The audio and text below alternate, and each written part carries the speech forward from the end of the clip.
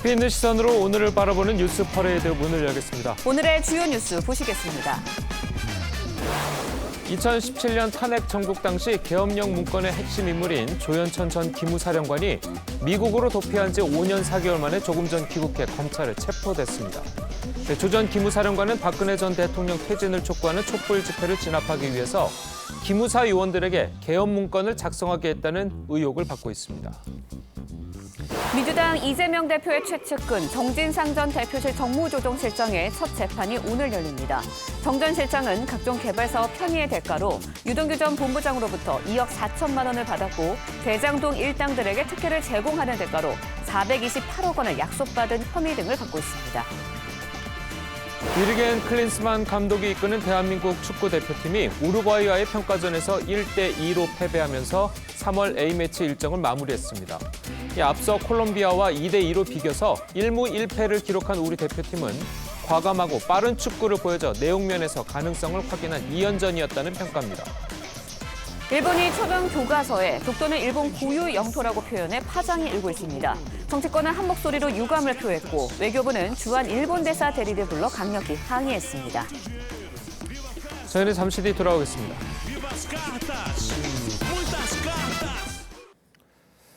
지난 2017년 탄핵 정국 당시 촛불 집회를 진압하기 위해서 기무사 요원들에게 계엄 문건을 작성하게 했다는 이른바 계엄 문건 의혹의 핵심 인물이죠. 조현천 전 기무사령관이 해외 도피 5년여 만에 조금 전 귀국했습니다. 조 전 사령관은 공항 도착 즉시 검찰에 체포돼서 현재 이송 중입니다. 자세한 내용 취재기자 연결해서 알아보도록 하겠습니다. 자, 김보건 기자, 조현천 전 기무사령관 귀국했습니까? 네, 그렇습니다. 이른바 계엄 문건의 의혹의 핵심 인물인 조현천 전 기무사령관이 조금 전 6시 30분쯤 인천국제공항을 통해 귀국했습니다. 2017년 12월 미국으로 도피한 지 5년 3개월 만입니다. 검찰은 미리 발부받은 체포영장을 집행해서 조 전 사령관을 귀국 즉시 체포했고 현재 서울 서부지검으로 압송 중입니다. 조 전 사령관은 2017년 2월 TF팀을 구성해서 계엄령 검토 문건을 작성하도록 지시하고 이를 한민구 당시 국방장관에게 보고한 의혹을 받습니다. 당시 문건은 박근혜 전 대통령의 퇴진을 요구하던 촛불 집회를 무력으로 진압하는 계획을 담고 있는 걸로 알려져 있는데요. 조 전 사령관은 귀국 직후 계엄 문건 작성의 책임자로서 진실을 밝히겠다며 검찰 수사를 통해 계엄 문건의 본질이 규명되고 국민적 의혹이 해소되는 계기가 되길 기대한다고 말했습니다. 조 전 장관이 2017년 9월 저녁 이후에 미국으로 출국한 뒤 소재가 불분명해지자 관련 의혹을 수사를 하던 이 군검 합동수사단은 지난 2018년 11월 조 전 사령관에 대해 기소 중지 결정을 내렸습니다. 사건을 배당받은 서울 서부지검은 기소 중지됐던 해당 사건을 재개할 방침입니다. 지금까지 사회부에서 전해드렸습니다. 민주당 이재명 대표의 최측근 정진상 전 정무조정실장의 첫 재판이 오늘 열립니다. 정 전 실장은 각종 개발사업 편의의 대가로 유동규 전 본부장으로부터 2억 4천만 원을 받았고 대장동 일당들에게 특혜를 제공하는 대가로 428억 원을 약속받은 혐의 등을 받고 있습니다. 정 전 실장은 관련 혐의를 부인하고 있습니다. 이광희 기자의 보도입니다. 서울중앙지법이 오늘 오전 10시 정진상 전 민주당 정무조정실장의 대장동 뇌물 사건 첫 공판을 엽니다. 앞서 검찰은 지난해 12월 정 전 실장을 뇌물수수, 부정처사 후 수뢰, 부패방지법 위반, 증거인멸 교사 등 4가지 혐의로 구속 기소했습니다. 정 전 실장이 대장동 일당으로부터 2억 4천만 원을 받고 또 대장동 사업 특혜를 제공하는 대가로 428억 원을 약속받은 게 아니냐는 게 검찰의 의심입니다. 지난해 9월 유동규 전 성남도시개발공사 기획본부장에 대한 압수수색 당시 휴대전화를 창밖으로 던지라고 지시한 증거인멸 교사 혐의도 있습니다. 정 전 실장은 관련 혐의를 전면 부인하고 있습니다. 현 검찰 정권의 수사는 증자살인 3인 성호입니다. 또 정 전 실장 측은 검찰이 공소장에 범죄 사실과 직접 연관이 없는 의혹을 과하게 담았다고 반발하고 있어 검찰의 혐의 입증이 쉽지 않을 전망입니다. TV조선 이광희입니다. 어제 열린 김용전 민주연구원 부원장의 재판에 출석한 남욱 변호사는 김 전 부원장이 유동규 전 본부장에게 돈을 받아갔다는 취지로 증언을 했습니다. 남 변호사는 나중에 유동규 전 본부장으로부터 그 돈이 김만배 씨가 이재명 대표 측에 약속했다는 428억 원의 일부라는 이야기를 들었다고 밝혔습니다. 정은혜 기자의 보도입니다. 불법 정치자금 8억 4,700만 원을 받은 혐의 등으로 구속 기소된 김용전 민주연구원 부원장 재판에 남욱 변호사가 증인으로 나왔습니다. 오전에 김용 씨가 진술 신빙성 문제 삼았는데 입장 변화 없으시죠? 남 변호사는 지난 2021년 2월 김 전 부원장이 유동규 전 본부장 사무실에 와 쇼핑백을 들고 나가는 걸 목격했다고 증언했습니다. 당시 빈손으로 온 김 전 부원장이 나갈 땐 회색 꽃무늬가 있는 백화점 쇼핑백을 들고 나갔다는 겁니다.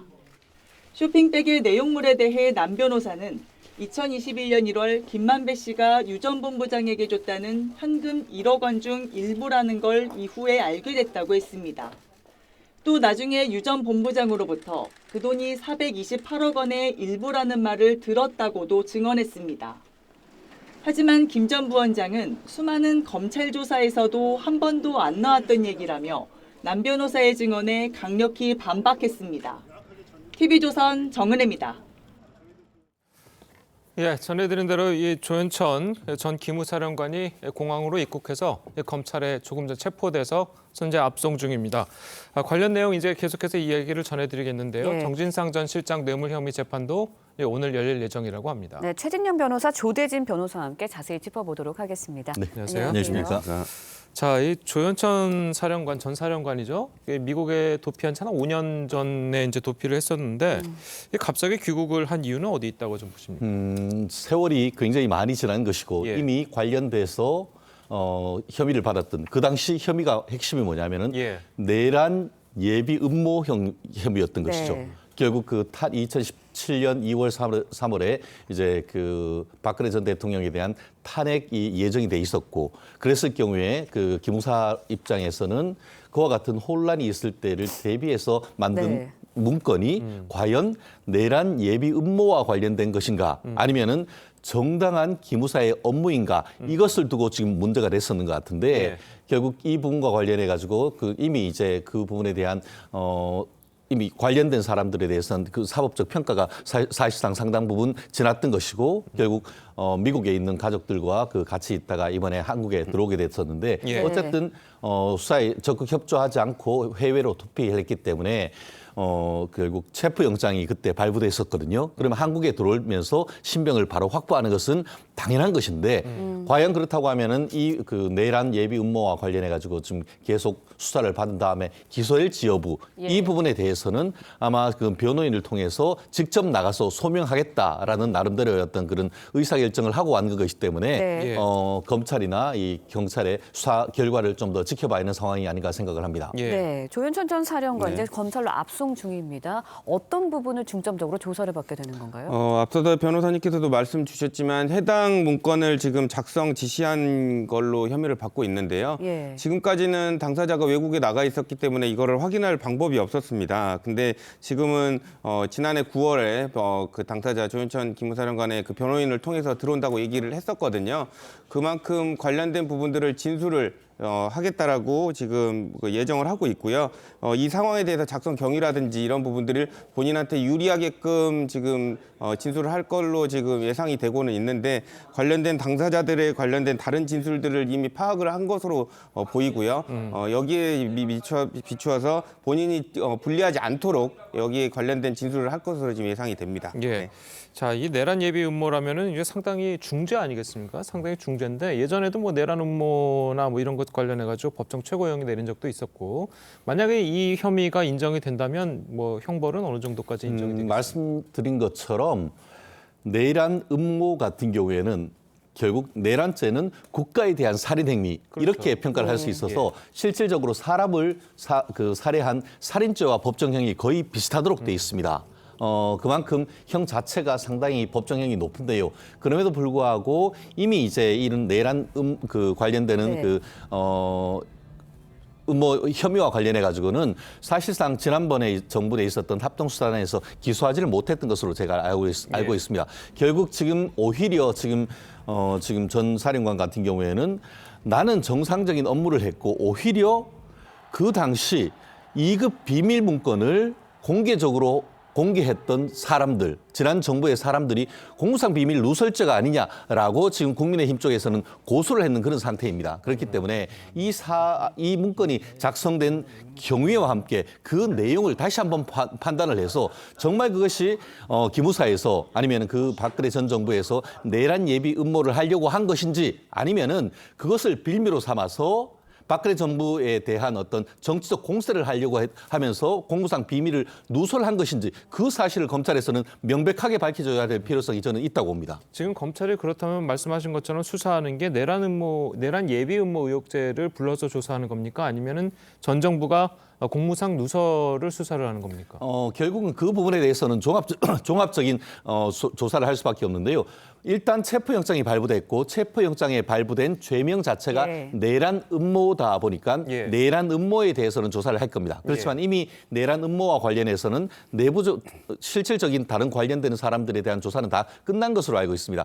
다만 그 조 전 사령관 같은 경우에는 내란 음모 혐의뿐만 아니고 그와 같은 문건을 숨기기 위해서 허위로 공문서를 작성했다든가 아니면은 그 가장의 어떤 TF를 만들었다라는 이른바 직권남용 혐의 같은 것들도 일부 받고 있습니다. 그러다 보니까 가장 핵심이 될 수 있는 그 내란 음모에 대해서는 사실상 기소한다는 것은 어렵다라고 보고 그 이외에 관련해서 이제 그와 같은 문건이 있다는 것을 공개되는 걸 막기 위한 일련의 조치 이 부분에 대해서 과연 직권남용 혐의로 해서 기소될 수 있는지 여부가 오히려 좀 관건이 될 것 같은데요. 다만 가장 큰 내란 음모가 사실상 정상적인 업무 범위 내에서 있다라고 판단할 경우에는 그에 대한 후폭풍은 그와 같은 문건을 공개하고 내란 음모가 있었다라고 하면서 전 정권, 박근혜 전 대통령 정권을 공개했던 문재인 정부의 또 합동수사단 거기에 책임이 몰아갈 가능성도 역풍이 물 가능성도 지금으로서는 배제할 수 없다 이렇게 봅니다. 자, 그러면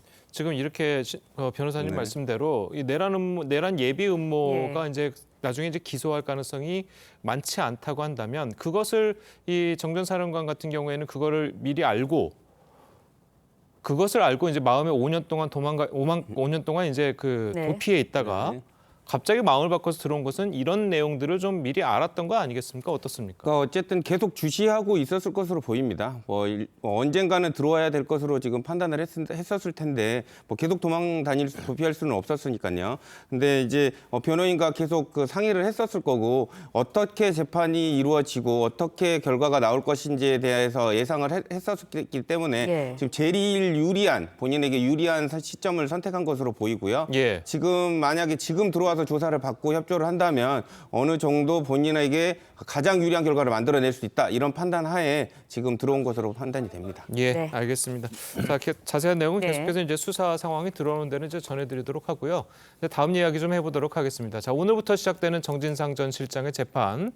이제 과연 이제 열리게 4가지 혐의가 이제 구속됐다고 하는데 가장 중요한 게 어떤 게 있습니까? 그렇습니다. 가장 중요한 거는 대장동 천화동인과 관련해서 420여억 원을 실질적으로 수뢰한 다음에 부정처사를 한지 여부, 뇌물죄가 가장 핵심 아니겠습니까?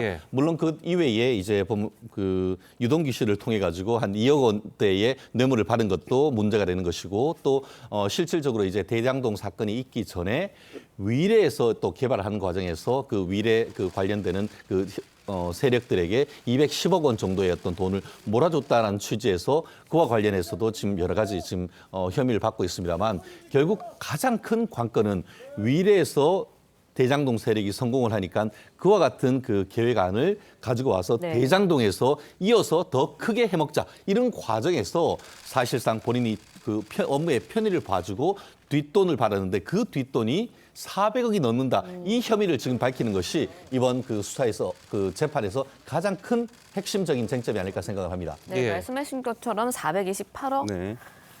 약정 의혹이 가장 핵심적인 부분이고 네. 재판에서 본격적으로 다뤄질 것으로 보이는데 이재명 대표에게도 어쩔 수 없는 영향을 미칠 수밖에 없을 것 같거든요. 네, 지금 아직 그 이재명 대표에 관련돼서 428억 약정에 관련된 부분은 뭐 기소 내용에서 좀 빠져 있다라고 지금 알려지고 있는데요. 수사는 지금 계속 중입니다. 근데 이제 제일 중요한 부분은 법정에서 이런 부분들이 중요한 진술들이 나온다면 어쨌든 최종 종착지의 결정권은 이재명 대표에게 있다라고 지금 볼 수 있기 때문에 그런 부분들의 연관성 그리고 핵심 증언들 이런 부분들을 연관해서 이재명 대표에게 책임을 물을 수 있다라는 부분들이 나온다면 예. 결국 종국적으로는 이재명 대표가 책임을 져야 되는 그런 상황이 그려질 수도 있을 것 같습니다. 자, 그런데 네. 이 정진상 실장은 지금 계속 혐의를 부인하고 있잖아요. 근데 부인하고 있는데 이걸 어떻게 밝혀낼 수 있을까요?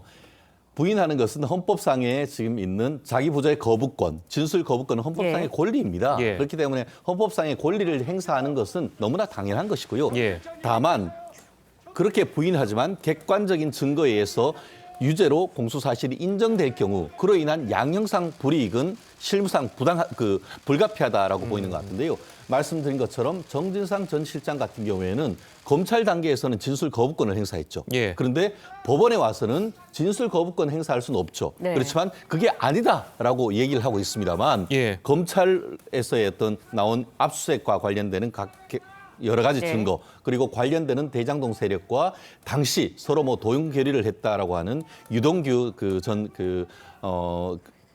본부장의 어떤 증언 이런 부분을 종합적으로 고려했을 때 지금은 유죄의 어떤 그 큰 흐름이 나오고 있습니다. 다만 그럼에도 불구하고 지금 정 전 실장 같은 경우에는 형사소송법에 있는 그 각종 어떤 증거와 예. 관련된 항변 이거는 전문 증거이기 때문에 누구누구부터 들었다라는 그런 것 가지고는 직접적인 증거가 부족하기 때문에 증거 부족으로 무죄를 해달라 이런 취지거든요. 결국 기존에 지금 나와 있는 증거의 증거 능력이 있는지 여부 그리고 압수수색을 통해서 좀 더 물적 증거가 얼마나 확보됐는지 이 여부에 따라서 이 정 전 실장을 비롯한 최종적으로 이재명 대표에 대한 형사상 유무죄 여부도 갈릴 가능성이 크지 않을까 생각합니다. 예. 네, 재판 과정을 좀 더 지켜봐야 할 테지만 정진상 전 실장의 재판에서 나올 수 있는 진술들, 증언들이 결국은 이재명 대표 관련한 재판에도 영향을 줄 수 있지 않을까라는 생각인데 어떻게 보세요? 그거는 뭐 당연한데요. 이재명 대표와 지금 제일 가깝다고 보여지는 정진상 전 실장에 관련된 재판이고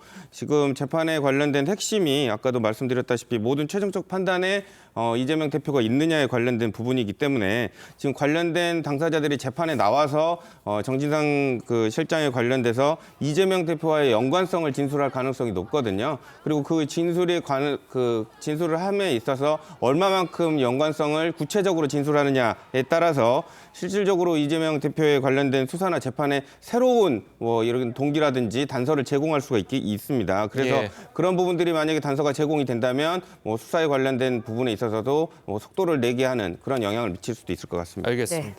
자, 다음 이야기도 좀 해보도록 하겠습니다. 어제 열린 김용 전 부원장의 재판에서는 남옥 변호사가 증인으로 출석해서 김용 전 부원장이 김만배 씨의 돈 1억 원 중 일부를 가져갔다. 네. 자, 이런 새로운 증언을 내놨습니다. 자, 이게 이 428억 약정 있잖아요. 거기에 이제 새로운 증거가 될 수 있을까요? 어떻습니까? 법원에서 선서를 하고 증언한 케이스 같은 경우에는 그거는 굉장히 중요한 의미가 있는 것입니다. 그것 예. 또한 형사 사건이기 때문에 네. 결국 지금 얘기한 것처럼 남욱 변호사가 김용 전 원장의 어떤 형사 사건의 증인으로 채택을 했기 때문에 단순한 주장이 아니고 그거는 법적 증거가 되는 증언이거든요. 예. 그런데 지금 얘기한 것처럼 내용이 상당히 구체적입니다. 예컨대 이제 김용 원장이 와서 네. 돈을 가지고 왔는데 그 들고 가는 쇼핑백이 네. 특정 백화점의 브랜드를 얘기를 하고 있고 예. 그 쇼핑백에 꽃무늬가 있었고 그 색깔까지도 얘기를 하고 있습니다. 그러면서 그 전후 사정을 얘기를 하고 있다고 한 것은 상당 부분 신빙성이 높다라고 얘기할 수밖에 없는 것 같은데요.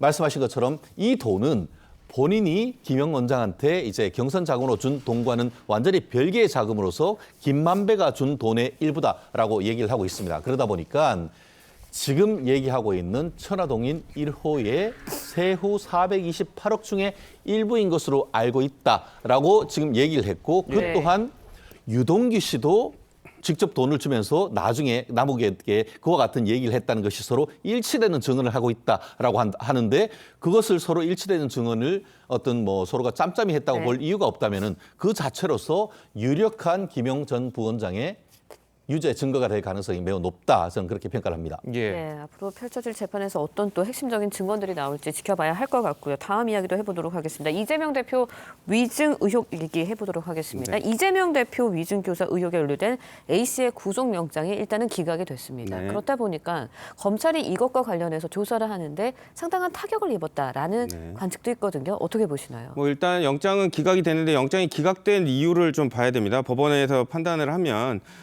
그 영장이 발부가 될 때 여러 가지 요건을 판단을 하는데 법원은 그렇게 판단을 한 것 같습니다. 어느 정도 지금 뭐 구속을 할 필요가 없다라는 부분들을 판단을 한 것 같은데요. 이미 압수수색도 이루어졌고 객관적인 증거도 다 이루어진 상태에서 또 실거주지도 있기 때문에 구속을 할 필요가 있는지 그거에 대해서 판단을 한 것 같고요. 또 A 씨가 수사에 협조하겠다라는 의사들을 많이 표현을 했기 때문에 이런 부분들도 반영이 된 걸로 보입니다. 실제로 만약에 구속을 통해 가지고 여러 가지 수사를 해야 되는 상황이라면 이런 부분들이 좀 차질을 빚을 수는 있겠지만 검찰 입장에서는 지금 관련된 녹음 파일들이라든지 이런 실질적인 증거들을 가지고 있다라고 하는 입장이기 때문에 이런 부분들이 구속이 되지 않았다고 해서 네. 실질적으로 조사에서 앞으로 그 조사나 재판에서 영향을 미칠지에 대해서는 조금 지켜봐야 될 것 같습니다. 예, 알겠습니다. 자, 오늘 두 분 변호사님 말씀은 여기까지 듣겠습니다. 잘 들었습니다. 고맙습니다. 최근 전기차를 타는 분들이 늘면서 이 밤마다 충전 전쟁이 벌어지고 있죠. 특히 오래된 아파트일수록 그 전쟁 심도가 심하다고 합니다. 네, 업체들이 노후 아파트에 설치를 꺼려하고 있기 때문인데 정부가 충전기 설치 주체를 업체 대신에 주민들로 바꿨더니 석 달 만에 신청이 폭주하고 있다고 합니다. 신경희 기자의 보도입니다. 30년 전 지어진 서울 동작구의 아파트. 주차장 한 켠에 전기차 충전기가 설치돼 있습니다. 1000세대 규모의 이 아파트에 설치된 충전기는 5대뿐입니다. 전부 다 나가니까 밤에는 여기 부동산에도 전기차 두배. 반면 10년 된 이 아파트는 충전기 37대가 주차장 곳곳에 설치돼 있습니다. 전기 설비가 비교적 최신이라 여유 전력이 풍부하고 시공도 수월하기 때문입니다. 노후된 아파트 같은 경우는 전기실에서부터 설치 위치까지 좀 끌어오는 공사가 좀 크게 이루어지는 경우가 좀 많아서 국내 전기차는 39만 대, 충전기는 20만 기로 충전할 곳이 부족한 상황. 이마저도 신축 아파트에 몰려 있는 상황입니다. 그동안 정부가 충전기 설치 신청 권한을 업체에만 부여하다 보니 설치가 어려운 연립주택이나 노후 아파트 등은 외면당해 왔습니다. 올해부터는 입주민이 직접 설치를 신청할 수 있습니다. 직접 그 지원을 못하게 될 경우에는 아파트 인근의 공용 부지라든지 뭐 공공 주차장이라든지 이런 쪽을 활용을 해서 저희 제도 변경 3개월 만에 충전기 설치 신청 건수는 만기 규모를 넘어섰습니다. 정부는 올해 안에 충전기 6만 2천 개를 추가 설치할 계획입니다. TV조선 신경입니다. 네, 정부가 내년도 예산안을 짤 때 퍼주기식 현금 지원을 줄이고 취약계층과 사회적 약자 지원을 강화하기로 했습니다. 윤석열 정부 출범 이후 첫 예산안 편성 지침인데 배상윤 기자가 취재했습니다. 건전재정소 맞춤형 복지, 윤석열 정부가 편성하는 첫 예산안의 핵심입니다. 내년 예산 증가율을 5% 내로 묶어 총 지출은 670조 원 안팎으로 전망됩니다. 경제 운영과 관련해서 여러 가지 이 폭 등은 있겠지만 재정 건전성에 관한 기조는 일관되게 가지고 갈 겁니다. 우선 퍼주기식 현금성 지원 사업을 줄여 재정 누수를 막겠다는 방침입니다. 그 대신 취약계층에 대한 맞춤형 복지를 늘리고 저출산에 대응해 부모급여를 월 70만 원에서 100만 원으로 상향합니다.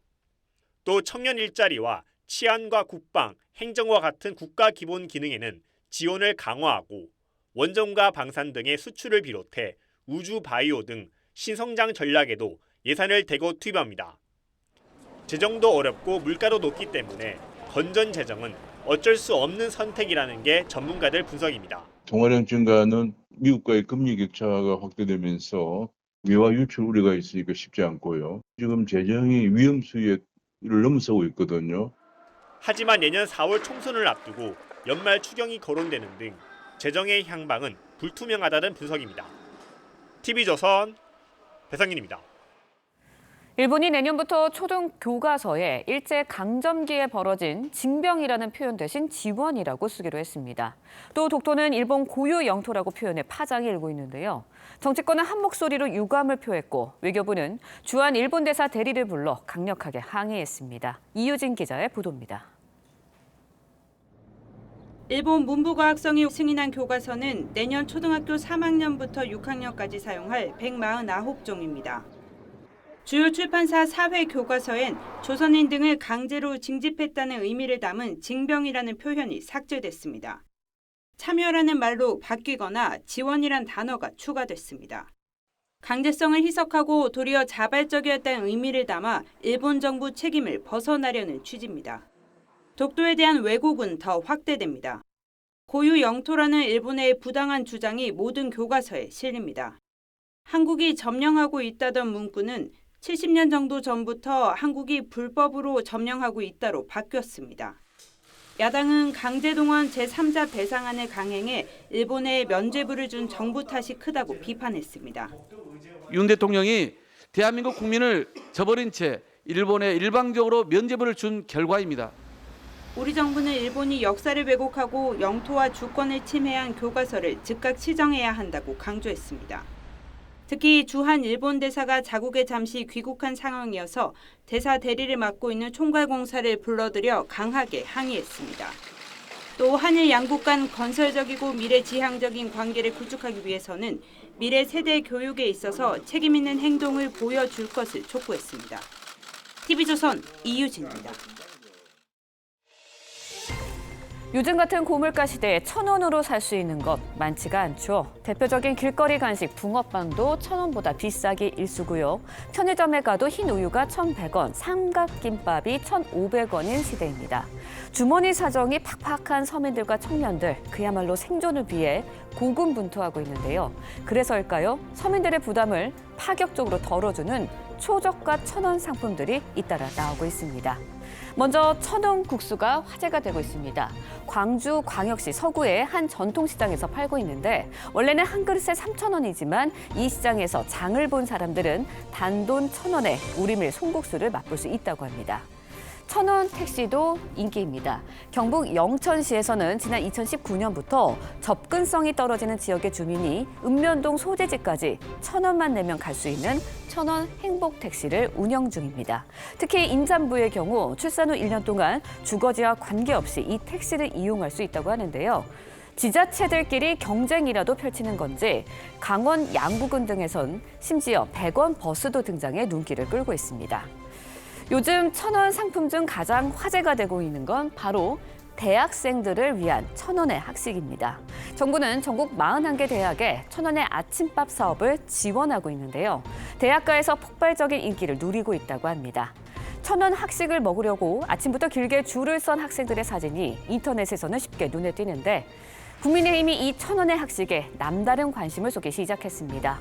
1,000원의 학식을 통해 MZ세대와 소통을 넓히고 이들의 지지를 이끌어내려고 애를 쓰는 모습인데 이 같은 노력은 새로 출범한 국민의힘의 인기가 기대만큼 좋지 않다는 방증이라고도 볼 수 있지 않을까요? 고이동 기자의 기사 보시고 이야기 이어가겠습니다. 이른 아침 한 대학 구내식당. 김기현 대표가 학생들 사이 줄을 서 1,000원 조식권을 구매합니다.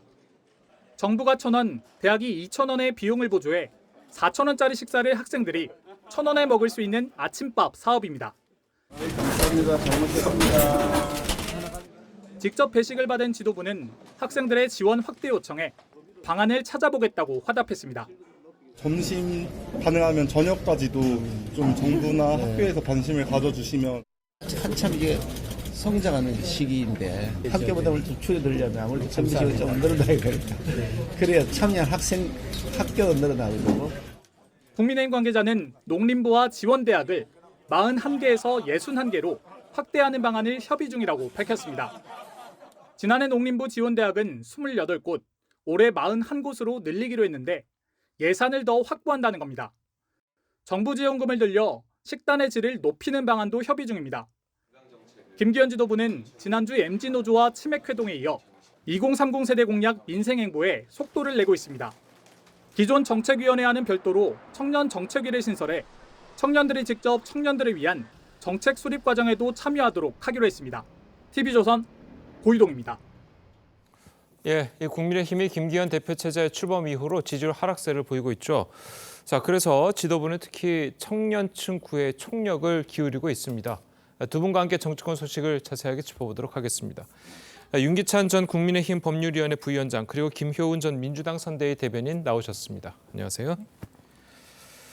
자, 앞서 보신 것처럼 이제 김기현 대표가 이제 대학생들과 1,000원 아침밥을 같이 먹으면서 MZ세대 스킨십을 이제 강화를 하고 있죠. 자, 그런데 이 당에서 이제 판단을 하기에는 이 청년층의 이탈이 지금 심각하다. 자, 이렇게 보고 있는 상황 아니겠습니까? 그러니까 청년층의 이탈이 이게 영구적이고 고정적이라고 보지는 않아요. 그러니까 청년층이 갖는 특징이 사실은 그 정책적인 측면에 탄력적이거든요. 그러니까 본인들이 실용적이기 때문에 본인들의 알맞는 정책을 내놓게 되면 지지를 했다가 그렇지 않게 되면 지지를 철회하는 거기 때문에 사실은 대통령 지지율에 정당 지지율이 수렴하고 있단 말이죠. 그 의미는 뭐냐면 청년 지지층이 정책을 보고 지지 여부를 결정한다. 따라서 정책을 결정할 때 청년의 의사를 반영하는 이런 시스템 마련이 좀 시급하다 이렇게 생각을 합니다. 알겠습니다. 자, 그래서 지금 그 김기현 대표는 이제 취임한 지 한 20일 정도 지났죠. 사실 뭐 이전 20일 정도 되면 뭐 컨벤션 효과다 해가지고 당 지지율이 좀 이렇게 착착착착 올라가는 그런 상황들이 좀 종종 나와야 되는데, 자, 지금 김기현 대표 체제는 굉장히 고전을 하고 있는 상황이거든요. 그 이유는 어디 있다고 보십니까? 그러니까 사실 국민의힘도 그렇고 주변에서도 이럴 줄 몰랐을까요? 김기현 대표가 애초부터 그래 대표가 될 것이다라고 예측을 했고 경선 과정에서 뭐 약간의 뭐 역동성이 있었기 때문에 그때는 좀 관심을 받을 수 있었겠지만 1차에서 과반수 이상으로 김기현 대표가 선출이 됐고요. 뭐 윤 대통령의 뜻에 따라서 됐고 그 다음에 이제 국민들이 국민을 판단하는 것이 이제 인사 문제, 뭐 정책이나 여러 가지 태도 문제를 보는데 인사도 뻔하게 윤 대통령과 가까운 핵심 인사들이 사무총장부터 시작해서 여의도 연구원장까지 당직을 다 차지했습니다. 그러면 국민들 눈에는 뭔가 국민의힘이 변화하고 있는가, 정말 국민을 받들려고 하는가 이런 걸 보는 건데 정책도 마찬가지입니다. 우리가 정부 여당이라고 해서 보통 한 묶음으로 얘기를 할 때는 여당이 정책을 주도하면서 정부와 함께 발을 맞춰서 국민을 위한 정책을 해야 되는데 그런 정책적인 부분에서도 전혀 함께 가지 못하고 있습니다. 왜냐하면 정부나 청와대가 뭐 69시간이랄지 일본이랄지 이런 것들에 대해서 이런 문제에 대해서 매우 혼선을 국민들의 마음을 잃어가고 있는 상태에서 여당이 어떤 역할을 하는 것이 아니라 똑같이 그렇게 가고 있기 때문에 전반적으로 지금 구조 자체가 문제가 있고요. 청년들을 구애한다, 뭐 치맥을 뭐 해동을 한다, 아침에 같이 밥을 먹는다 이런 일회성 이벤트로는 청년들의 마음을 움직일 수 없습니다. 좀 근본적인 태도와 정책의 전환 이런 것이 필요한 시기인 것 같습니다. 자, 그리고 이제 가장 또 나왔던 얘기 중 하나가 이 학생 식당 1,000원짜리 아침 메뉴 이거를 굉장히 느린다, 한 3배 정도 가까이까지 느린다라고 이제 당정이 얘기를 하고 있거든요. 그 부분은 좀 도움 될 거라고 보십니까? 글쎄요, 이제 청년들의 다가가고 있다. 근본적인 뭔가를 하겠다 이런 거 있지만, 그리고 당장 학생들의 이런 것들을 호응해 주는 거는 인기를 얻을 수 있겠지만, 그러면 모든 학교에 그리고 앞으로 어떻게 그 예산을 어떻게 할 것인지, 그리고 아침을 먹는 학생과 또 그렇지 않은 학생들, 과연 이런 것들이 지금 청년층이 원하는 것에 많은 부분들이 있을 텐데 이런 것이 이 정책이 지속 가능성이 있을 수 있을지에 대한 여부, 그리고 반짝 이벤트로 끝날 수 있는 가능성이 크기 때문에 이 부분에 대해서는 앞으로 예산이랄지 계획이랄지, 그리고 정말 청년들이 바라는 것이 무엇인지 위원회도 만든다고 하니까요, 좀 진취적으로 그리고 뭔가 좀 혁신적으로 할 수 있는 그런 방안이 필요한 것 같습니다. 알겠습니다. 자, 어쨌든 이 지도부가 이렇게까지 청년층 구애에 나서고 있는데 이 김재원 최고위원 발언 또다시 구설에 오르고 있죠. 자, 미국 강연에서 정광훈 목사가 우파를 천하 통일했다는 발언을 하면서 당내에서도 비판이 쏟아지고 있습니다. 한번 들어보시겠습니다. 전후 문맥을 잘 모르는 상태에서 보도된 것만 봤는데요. 별로 그렇게 납득하기 어려운 그런 자신의 주장인 것 같습니다. 제가 윤석열 대통령이 우파를 천하통일했다 그러면 제가 참겠습니다. 정광훈 목사가 어떤 기준으로 봐서 우파를 천하통일을 한 겁니까? 저는 김재원 최고위원이 그냥 본인 정치를 하기 위해서 우파 내지는 우리 보수정당 자체를 굉장히 싸구려로 만들고 있다고. 자, 사실 이제 김재원 최고위원 같은 경우에는 5.18 관련 발언으로 해서 구설에 오른 지 얼마 되지 않았잖아요. 자, 계속해서 이렇게 구설에 오를 만한 발언을 하는 것에 대해서 특히 특정 모임에 가서 자 이런 얘기를 계속한다는 것이 좀 당내에서도 뭔가 좀 규제를 한다거나 아니면 제재를 한다거나 뭐 이런 게 필요하지 않나 이런 지적들이 있거든요. 그 지난 5.18 그 헌법조문 수록 문제는 사실은 이제 5.18 헌법조문 수록 여부가 문제가 아니었고 그것이 마치 뭐 선거 공학적이었다. 뭐 이런 취지 때문에 이제 민심 위반을 초래했다고 볼 수는 있지만 지금 이 발언 같은 경우는 사실은 정광훈 목사를 과잉 칭찬한 건 맞아요. 그런데 저것이 그 민심을 위반했다고 보기엔 아직 좀 이르고 제 개인적인 생각은 아마 김재원 최고가 본인 개인 정치를 한다는 모 인사의 말이 맞는 것 같아요. 당내 정치에 몰두하는 것 같아서 최고위원답게 최고위원이 사실은 이제 당을 대표하는 면도 없지 않아 있기 때문에 당 전체의 위상을 위한 발언을 이어갔으면 좋겠고 이런 이제 여러 가지 당내 비판이 있음에도 불구하고 저런 취지의 그 발언을 이어간다 그러면 그것은 조금 경고 내지 징계 여부를 검토할 대상이 아닌가. 아마 그런데 여기서 멈출 걸로 보이고요. 김재원 최고가 지난 그 정치 행보에 있어서 많은 어려움이 있었던 것은 사실입니다. 당내 역학구도에서 밀렸기 때문에 아마 당내 역학구도를 자기한테 유리하게 가져오는 차원에서 여러 가지 발언을 하는 것으로 보이는데 결코 그것이 유리하게 보이지는 않는다. 당내 역학구도에도 이렇게 생각합니다.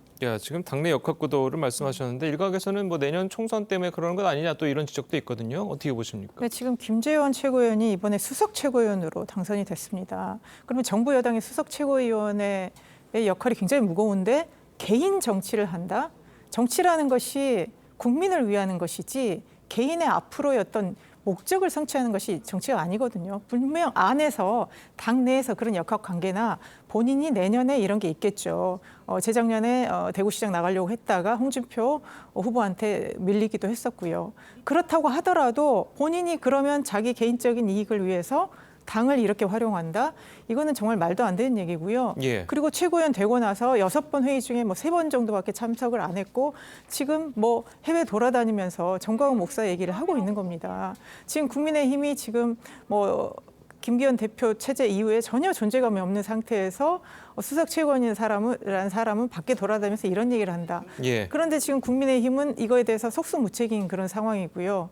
그러면 뭔가 기강을 잡든지 이렇게 해야 되는 거고 그럼 국민들 입장에서 잊고 있었는데 국민의힘이 이런 정당이었어. 재작년에는 이준석이라는 젊은 사람을 좀 앞세워서 새롭게 변화하는 것 같았는데 역시 국민의힘은 굉장히 보수 정당이고 정말 이 젊은 세대나 국민들과는 좀 무관한가 이런 것을 다시 한번 좀 떠올리지 않을까 싶습니다. 알겠습니다. 자, 다음 소식도 한번 이야기 나눠보도록 하겠습니다. 자, 일본 정부가 일제강점기 조선인 징병에 관한 강제성을 희석하고 이 독도가 일본 영토라는 억지 주장을 강화하는 이 초등학교 교과서를 통과시키면서 이 파장이 커지고 있습니다. 자, 굉장히 좀 황당한 일일 수도 있고 왜냐하면 지금 뭐 윤석열 대통령도 그렇고 정부가 굉장히 한일 관계를 좋게 하기 위해서 상당한 노력을 기울이고 있는 상황에서 자 이렇게 찬문을 확 끼얹어버리는 이런 소식이 들려오는 것에서 뭐 정부는 정부고 그리고 뭐 여당도 마찬가지일 테고 굉장히 당황스러울 텐데 도대체 왜 이런다고 보십니까?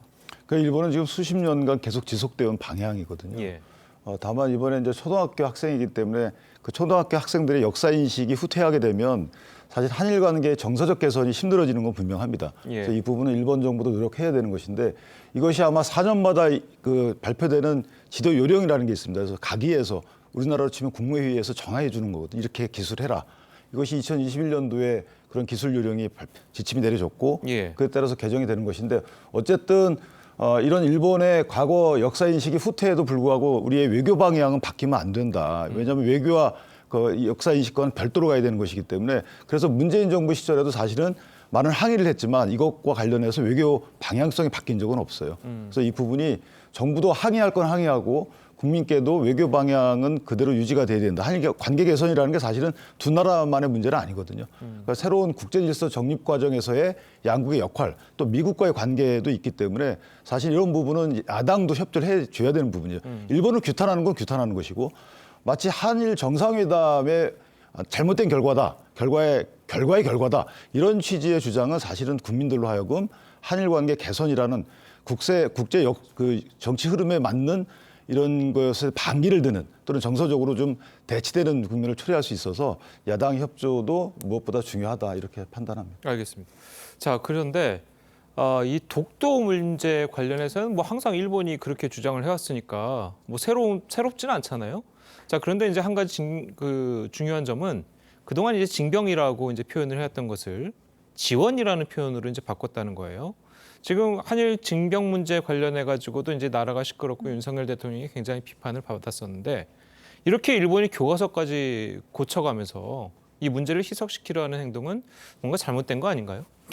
그러니까 이번에 한일 정상회담과 관련해서 그 전부터 이제 제3자 배상과 관련해서도 국내에서 여론이 안 좋았고요. 정상회담 갔다 와서도 많은 문제제가 있었습니다. 대통령실은 인정 안 하지만 정말 굴욕 외교라고 국민들이 느끼고 있고요. 그런데 아니나 다를까 딱 때마침 일본이 교과서에 이런 문제를 지금 얘기를 했습니다. 그런데 어제 대통령실이나 국민의힘의 일색은 이게 무슨 한일 정상회담과 무슨 상관이냐. 원래 일본은 항상 그랬다. 독도 영유권을 주장을 했고 역사를 왜곡했다. 이게 너무 당연하다는 식으로 받아들입니다. 왜 이렇게 일본에 대해서 관대합니까? 한일 관계 개선 국민들 바라고 있습니다. 그런데 지금 일본은 변하지 않았고 앞으로도 변하지 않을 것처럼 보이는 거거든요. 계속 그러면 이번에 한일 정상회담까지 했는데도 불구하고 어떤 한국의 입장을 이해하거나 개선을 위한 어떤 노력을 보여주는 것이 아니라 자기들의 뭐 계획이라고는 하지만 교과서를 이런 식으로 했단 말입니다. 강제징용을 원래 인정 안 했죠. 그러면 일본은 군국주의 침략자로서 남아있는데 대통령만 그렇게 해석을 안 하고 계시는 겁니다. 그렇기 때문에 지금 국민들의 이런 문제제기, 야당의 문제제기에 대해서 정치적 공세라고만 할 것이 아니라 그리고 일본에 대해서는 겉으로 항의하는 것만 보이는 것이 아니라 진짜 한일 정상회담에서 제대로 된 양국 간의 관계 개선을 위한 뭐가 있었다면 이런 것들이 일본에서 후속 조치가 나오지 않도록 해야 되고요. 실질적인 관계 개선 어떤 가시적인 것들을 보여줘야지 국민들이 그래 한일 관계가 개선이 되고 있구나 그럴 수 있구나 하는 걸 보여주지 이런 상태에서는 전혀 신뢰할 수 없는 그런 양국 관계인 것입니다. 근데 이제 사실은 이 부분이 인과관계가 없다고 말한 취지는 뭐냐면 한일 정상회담 이전에 이미 결정됐다는 거죠. 그것이 뭐 잘했다는 게 아니에요. 잘못된 거지만 이미 시간 순서로 보면 그렇다는 거예요. 2021년도에 고등학교 1학년의 교과서 이렇게 검정 승인했거든요. 그다음에 작년도에는 또 고등학교 2, 3학년짜리 이렇게 승인했어요. 내년도에는 이제 중학교짜리들이 한단 말이죠. 그럼 이것이 일본의 그 역사인식 후퇴는 맞지만 자기들의 계획에 따라서 진행되어 왔던 것이고 그럼 2021년도에 그렇게 검정 승인한 부분은 문재인 정부의 굴욕교육의 결과인가요? 아니잖아요. 그러니까 외교는 외교대로 가는 것이고 일본의 역사 외식 후퇴에 대해서는 여야 갈 것 없이 일본에 항의를 해야 되는 것이죠. 이것이 정상회담의 잘못된 결과다 이렇게 하게 되면 이것은 국민적 정서를 건드리는 것이기 때문에 이것은 우리 국가 이익에 반한다. 그래서 그 부분은 야당도 조금 고민을 해볼 필요가 있지 않나라는 생각을 합니다. 그럼 만약에 정상회담이 잘 돼서 양국 정상이 정말 좋은 방향으로 대화를 이끌어낸다면 그렇다고 해서 교과서를 갑자기 바꾸거나 그렇지는 않지 않겠습니까? 그러니까 저는 양국 정상회담 거기서 바로 모든 걸 해결할 수는 없는 거잖아요. 이제 관계 개선에 초점이 있던 것이고 이것은 늘 우리 정부가 역대 정부도 추진해 왔던 부분입니다. 관계 개선이 되면 이후부터 이제 풀어나가야 되는 것이죠. 교과서 이 부분도 4년마다 바뀌기 때문에 이제 당신들 그 교과서 인식은 우리 후대 국민들 간의 관계 개선에 걸림돌이 된다라는 식의 뭔가 양 국민의 설득 과정을 거쳐서 이것이 바뀌는 이런 절차를 취해야지 바로 바꾸지는 않죠. 그 정상회담 의제로 올려가지고 되겠습니까? 현실적으로. 그래서 이런 부분은 공격할 것이 아니고 협조해서 일본에 대항하는 의미로 이런 식의 여야 협력이 필요한 사안이다. 저는 그렇게 생각합니다. 예, 알겠습니다. 자, 오늘 두 분 말씀 여기까지 듣겠습니다. 잘 들었습니다. 고맙습니다.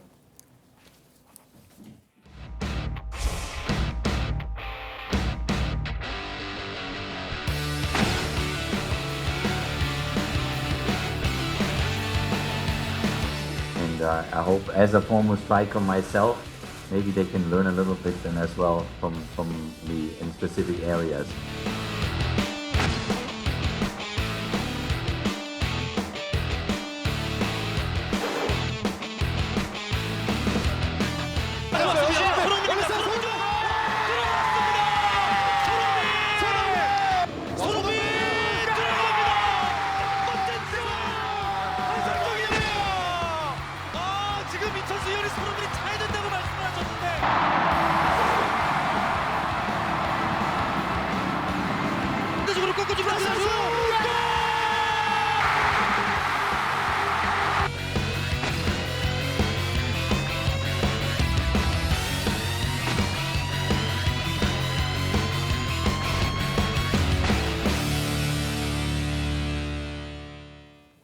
예, 이 보신 것처럼 클린스만 감독이 이끄는 대한민국 축구대표팀이 남미의 강호 우루과이와 카타르 월드컵 이후 4개월 만에 격돌했는데 자, 1대2로 아쉽게 석패를 했습니다. 네, 우루과이전 경기 내용과 향후 클린스만호의 과제, 스포츠부 문승진 부장과 함께 자세히 짚어보도록 하겠습니다. 안녕하세요. 안녕하세요. 자, 클린스만호가 이제 아쉽게 뭐 첫 승을 이루는 데는 뭐 또 실패를 했지만 뭐 그래도 경기 결과는 나쁘진 않았어요. 그렇습니다. 이게 뭐 평가전이니까요. 예. 이 평가전을 통해서 그동안 우리가 잘하는 점은 또 뭔지, 또 못한 부족한 점은 뭔지를 이게 사실은 이게 발견하는 게 이 평가전의 의미인데, 예. 사실 그 크리스만 감독 같은 경우에는 아직 그 대표팀에 대한 선수 파악이라든가 전체적인 시스템을 익기에는 아직 시간이 좀 부족했거든요. 예. 그래서 뭐 이런 기간을 이제 보통 이제 허니문 기간이라고 얘기를 하는데, 그만큼 이제 승패를 떠나서 과연 어떤 선수들이 자기 플레이에 맞는지를 이제 보는 그런 경기라 볼 수 있었고, 또 특히 두 차례 콜롬비아와 우루과이 네. 다 피파 랭킹 16위, 17위, 25위인 우리보다 높은 팀이고요. 그렇죠. 그리고 사실 우리가 또 남미한테 약한 점이 있었는데 그런 차원에서 이번 평가전이 준비됐다 이렇게 볼 수 있겠고, 예. 우루과이 같은 경우에는 상당히 어떻게 보면 준비를 잘했어요. 그러니까 한국 축구의 약점을 제대로 파악하고 있었고, 초반부터 굉장히 강한 압박으로 경기를 펼치면서 우리 한국 선수들이 좀 당황했고, 그러다 보니까 전반 10분 만에 코너킥 상황에서 헤더골을 허용을 했고, 또 우리가 또 황인범 선수의 후반 동점골로 쫓아갔지만 또 결국에는 또 세트피스 상황에서 골을 먹으면서 전체적으로 조금 힘든 경기를 펼쳤지만, 어쨌든 전체적으로 봤을 때는 크리스만 감독이 봤을 때 선수들의 어떤 그 기능을 확인할 수 있는 좋은 기회였다 이렇게 볼 수 있겠습니다. 예. 네, 경기 결과는 패했지만 내용은 나쁘지 않았다 이렇게 정리할 수 있을 것 같은데, 아까 선수 말씀해 주셨지만 세트피스 상황에서 골을 먹었거든요. 수비가 부족한 건가요? 한국 축구 뭐 항상 따라다니는 수식어가 수비 불안인데, 그렇죠. 이번에도 결국엔 또 한번 수비 불안을 드러냈습니다. 특히 수적 우위에도 불구하고 이 후위 침투하는 선수들을 놓치면서 콜롬비아전에서도 두 골을 먼저 넣었지만 또 두 골을 어이없이 또 빠른 시간 안에 또 허용하면서 무승부를 기록했고, 어제 상황에서도 코너킥 상황에서 수비수들이 많았는데도 후위에서 침투하는 선수를 놓치는, 그러니까 수비수들 사이에서는 이런 말이 있습니다. 그러니까 볼은 놓치더라도 절대 사람은 놓치지 마라. 그러니까 볼은 놓쳐도 골은 안 먹지만 사람을 놓치는 순간 결국엔 골을 먹게 되는데, 어제 상황에서도 우리 수비수들이 많았지만 결국엔 골을 허용했고, 또 이 세트피스 상황에서도 그 다음 넥스트 스텝에 대한 그 준비를 안 했고, 왜냐하면 공격수가 들어갔을 때 수비수들이 무조건 따라 들어갔어야 되는데 그냥 그 세트피스 상황에서 순간 집중력이 흐트러지면서 조현우 골키퍼가 저기 선방을 했지만 또 결국에는 역전골을 또 허용을 하면서 결국엔 2대1로 패했는데, 뭐 전체적으로 봤을 때 한국 축구의 이제 과연 어떻게 이 수비를 불안을 해소하느냐, 이게 어떻게 보면 이제 클린스만 감독의, 벤투 감독이, 전임 감독이 빌드업을 완성했다면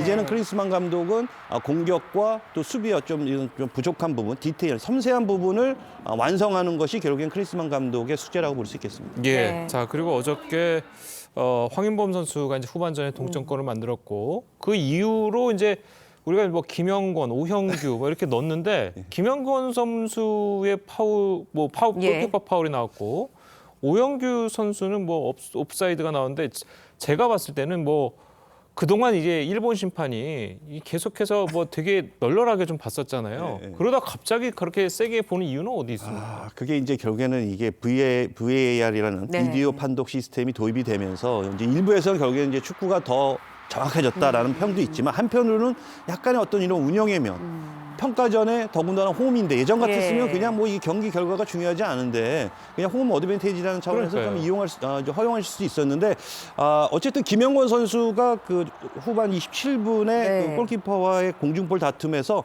손이 그 골키퍼 손과 닿은 건 맞아요. 그러니까 그래서 반칙이라고 보고 골을 취소를 했고 그리고 또 그 오영규 선수가 이강인 선수의 아주 그림 같은 크로스를 오영규 선수가 터닝슛으로 골네트를 흔들면서 아주 진짜 멋있었어요. 멋있었는데 그 부분 역시도 새로 도입된 이 비디오 판독 시스템에 의해서 오영규 선수가 볼을 잡기 전에 옵사이드 위치에 있었다. 미세한 차이로 결국에는 그 옵사이드 판정이 났었는데 예. 어쨌든 뭐 이것도 하나의 경기의 한 일부분이기 때문에 뭐 어떤 심판의 어떤 오심은 아니었고요. 네. 좀 더 정확하게 봤다. 그러니까 좀 야속하다. 뭐 이런 정도로 얘기할 수 있겠습니다. 제가 보기엔 한 오영규 선수 같은 경우는 머리카락 한 3개 정도 나간 것 같은데 진짜 아쉽더라고요. 네, 어제 경기 내용에 대해서 자세히 짚어보고 있는데 어제 경기에서 단연 눈에 띄는 활약을 펼친 선수, 선발로 출전한 이강인 선수 아니었나 싶거든요. 핵심 멤버가 됐다라고 봐도 될까요? 그렇습니다. 그러니까 이게 보통 이제 감독이 바뀌면 꼭 따라붙는 수식어가 하나 있습니다. 누구의 황태자. 그렇죠.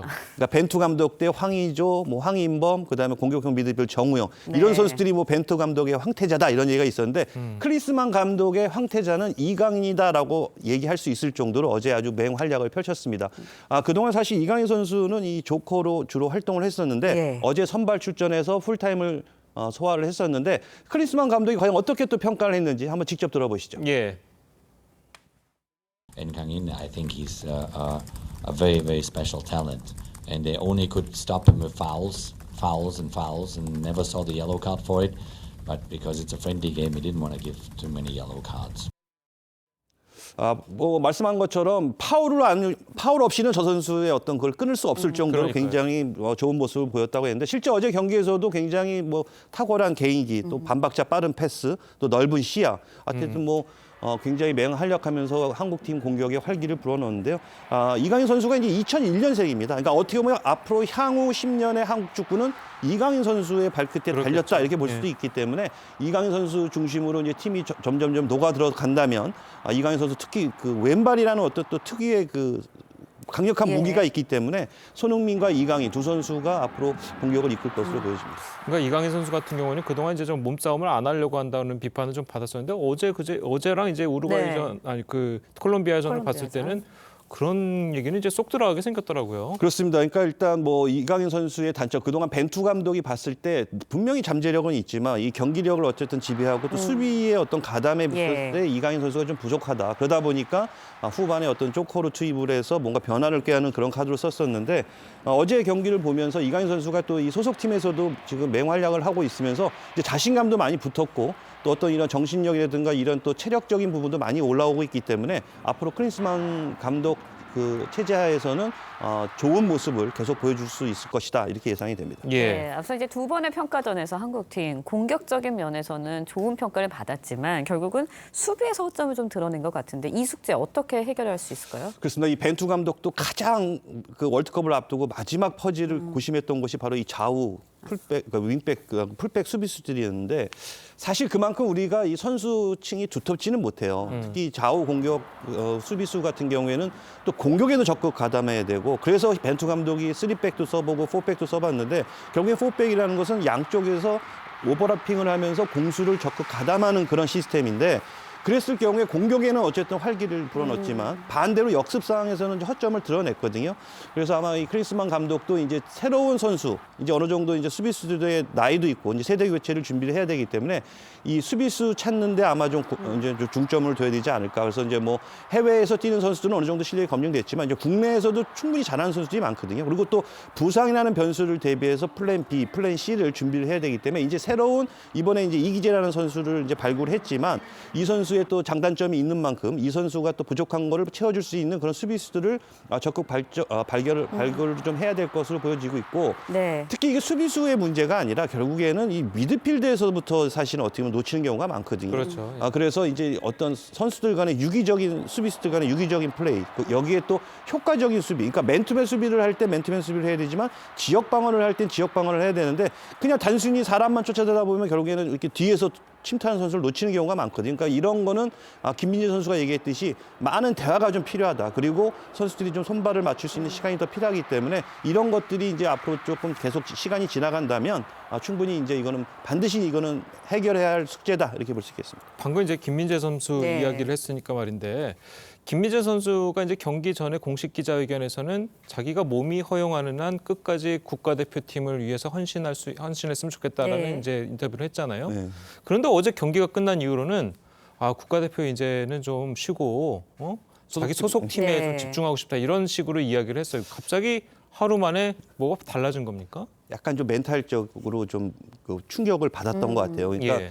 본인도 그런 얘기를 했거든요. 예. 2경기에서 4실점. 사실 김민재 선수 입장에서는 허용할 수 없는 숫자거든요. 2경기에서 4골을 먹었다. 더군다나 홈에서. 네. 이거는 어떻게 보면 본인의 어떤 자존심도 많이 상했을 것 같고. 그러니까요. 그러다 보니까 이제는 자기는 그냥 소속팀에서 열심히 뛰고 싶다라고 얘기를 했는데 그래서 기자가 물어봤어요. 그러니까 예. 이거 대표팀과 어떤 조율이 된 부분이냐 했더니 그건 아직 아니다. 하지만 뭐 얘기는 하고 있다. 그러니까 김민재 선수도 언젠가는 이제 태극마크를 내려놓을 시기가 올 텐데 아마 그 2연전에서 약간 어떤 좀 수비적인 실수 어떤 이런 거를 생각하면서 본인이 얘기한 것 같고 뭐 공식적으로 뭐 은퇴를 하겠다 이런 건 아니고 아직 뭐 김민재 선수는 96년생이기 때문에 아직도 뭐 예. 그렇습니다. 그래서 아마 조금 이제 충격적으로 좀 소속팀에서도 많이 뛰고 있고 또 대표팀에서 그러니까 체력적인 어떤 그런 부분 또 이적 그런 얘기 그러다 보니까 본인도 모르게 그냥 그런 얘기가 나온 것 같은데 그 부분은 아마 조금 더 시간이 지나면 아마 해결될 것으로 보여집니다. 네. 예, 알겠습니다. 자, 오늘 말씀 잘 들었습니다. 고맙습니다. 고맙습니다.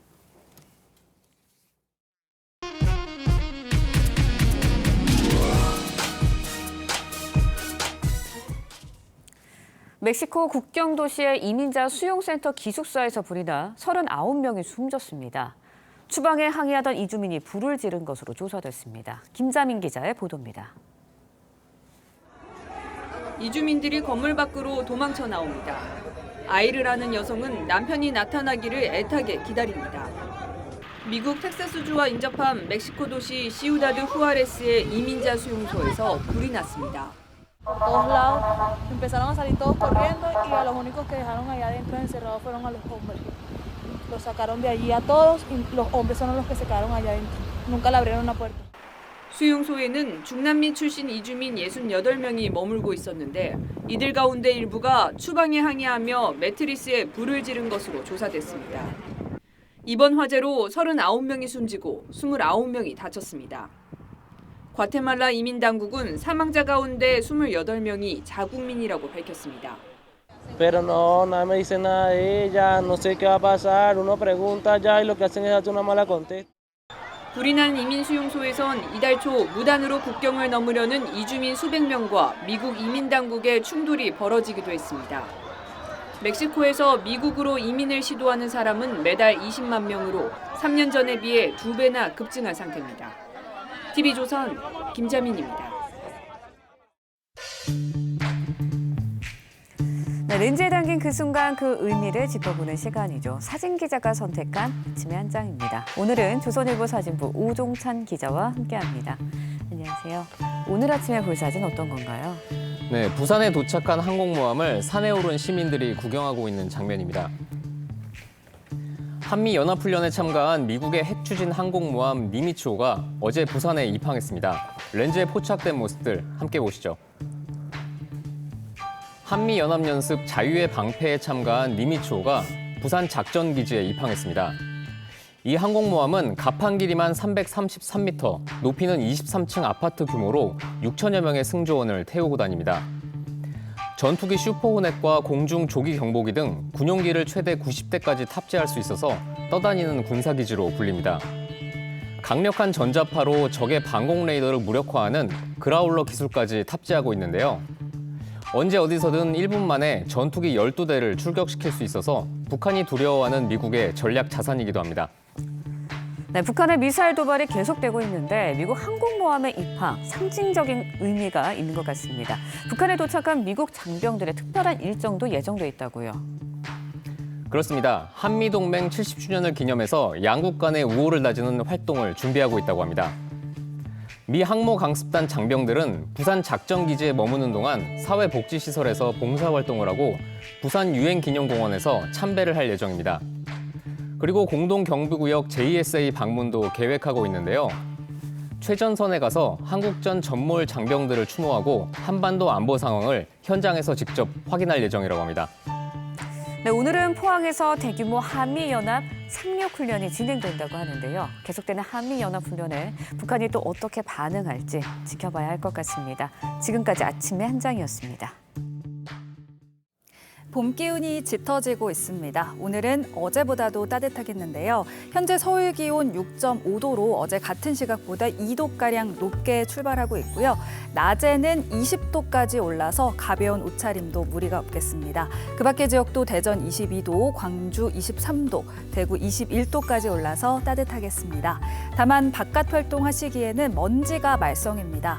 중서부와 일부 남부지방은 초미세먼지 농도가 나쁨 단계를 보이겠습니다. 호흡기 건강 잘 챙기시기 바랍니다. 뚜렷한 비 소식 없이 맑은 날씨가 이어지면서 건조특보가 확대되고 있습니다. 불씨 관리 잘 해주셔야겠습니다. 당분간 맑은 날씨 속 기온이 오름세를 보이면서 주말에는 서울 낮 기온 24도에 달하겠습니다. 날씨였습니다. 수요일 아침 뉴스 퍼레이드는 여기서 마치겠습니다. 네, 저희는 내일 아침 7시 30분에 다시 찾아뵙겠습니다. 시청해주신 여러분 고맙습니다.